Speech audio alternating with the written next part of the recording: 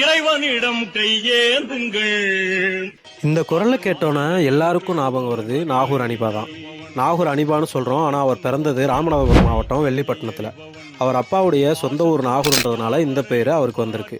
30 வயசுக்கு அப்புறம் தான் சென்னைக்கு வந்தவர் 2 ஆண் பிள்ளை 4 பெண் பிள்ளைன்னு குடும்ப வாழ்க்கையை தொடங்கியிருக்காரு. 1940களில் ஆரம்பித்து 2006 வரைக்கும் 65 வருஷம் தொடர்ந்து கச்சேரி. இது சாதாரண விஷயம் இல்லை. பெரியாரை பற்றி பாடல்கள் பாடி அந்த பாடலை முதல் முறையாக இசைத்தட்டில் பதிவு செய்ததும் இவர் தான். அரசியலில் பதவி வேண்டாம்னு சொல்லிட்டு கடைசி வரைக்கும் திமுகவுக்காக பாட்டு பாடியிருக்காரு. ஏன் எம்ஜிஆர் நேரில் அழைத்த போது கூட அதை மறுத்தவரும் நாகூர் அனிபா தான். இப்போ பாருங்கள், அவர் வாழ்ந்த நாகூர் தைக்கால் தெருவுக்கு இசைமுரசு நாகூர் அனிபா தெருன்னு பெயர் வைக்கப்பட்டிருக்கு தமிழக அரசால். அது மட்டும் இல்லாமல் சனிக்கிழமை நாகூர் சில்லடி கடற்கரையில் அவர் பேரில் அமைத்த பூங்காவையும் தமிழக துணை முதலமைச்சர் உதயநிதி ஸ்டாலின் திறந்து வைக்க இருக்காரு. ஒரு கலைஞன் பாடல்களால் மட்டுமில்லை, அவர் வாழ்ந்த இடத்தாலையும் இன்னைக்கு நினைவு கூறப்படுகிறார். அவர்தான் நாகூர் அனிபா.